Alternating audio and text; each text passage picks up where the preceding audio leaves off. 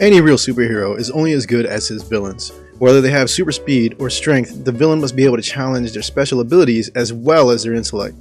But what if the hero's special ability is his own humanity combined with being the world's greatest detective? What level of intelligence would be required to take on a hero such as this? Today, I wanted to take a look at Batman and his villains, specifically the ones who chose to abandon their day jobs as doctors and switch to a life of crime. Here are some of Batman's baddies in no particular order. You may or may not have known also have PhDs. Kicking off this list, I decided to start with a team of femme fatales, Harley and Ivy. It only felt right to have these besties together. No matter how silly Harley can get at times, and oh boy does she get silly.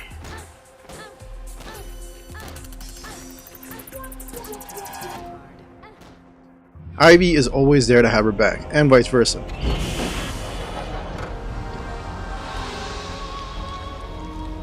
That feels so much better.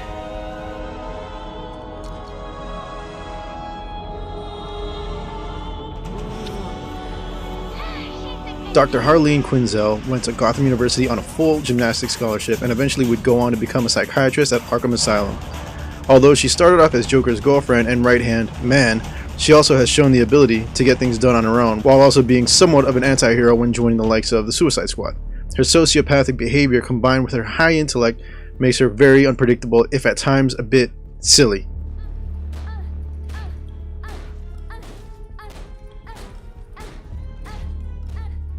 At least she's consistent. Dr. Pamela Isley. This eco-terrorist was a botanist when experiments were performed on her that transformed her into Poison Ivy. Her transformation makes her deadly to the touch,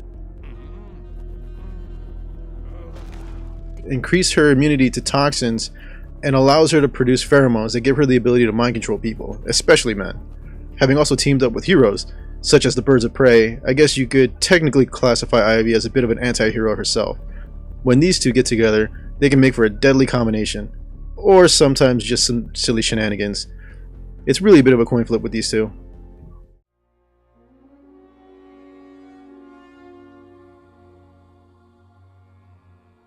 Dr. Thomas Elliot, childhood friend of Bruce Wayne, was also born into wealth. Growing up in an abusive household, Tommy would grow to hate his parents to the point where he would stage an accident that would ultimately kill his father but left his mother injured. Dr. Thomas Wayne would perform a life-saving surgery on Elliot's mother that would leave him tending to her for the next few years. With the death of Bruce's parents, Tommy would resent him for inheriting his family's wealth when he himself could not. He would eventually smother his mother in her sleep, finally inheriting the family wealth that he craved so much. He became a successful surgeon while still harboring his unhealthy grudge against Bruce and would take the name of Hush as given to him by the Riddler.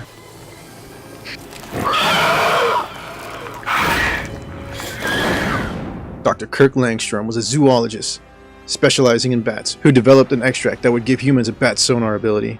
Deciding to test this on himself, he would be transformed into a hideous creature that would be known as the Man-Bat. Although initially testing the serum on himself as he was going deaf, he would later continue refining the serum to allow him control over his transformations and also maintain his intelligence while in bat form. He would work somewhat as a vigilante during this time frame, but on another occasion convinces his wife to take it as well. But inevitably he would begin losing control over his transformations again. Batman would once again stop them from terrorizing Gotham and restore them back to their natural state.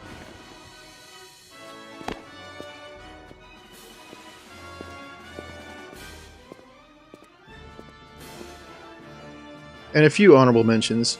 Riddler, also known as Eddie Nashton or Edward Nygma, has a genius level intellect, but it almost seems like he wants to be caught as he's constantly trying to challenge Batman by leaving complex riddles as clues to his crimes. But as Bats is, of course, the world's greatest detective, he always manages to stop the Riddler. But don't think for a moment that makes Nygma a weak enemy, as he still manages to get caught up with some of the other deadly villains. Mad Hatter, Jervis Tetch. Yet another man praised for his genius-level intellect. He would become a neuroscientist and develop the ability to control people's minds.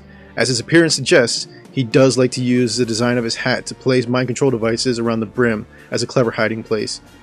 Though he has been known to use other means of mind control such as hypnotism, Hatter has been known to use these tricks at times to play mind games with Batman. I imagine becoming a genius at such a young age would be too time consuming, keeping these guys from chasing after that doctorate, as I couldn't find any evidence of them actually being doctors.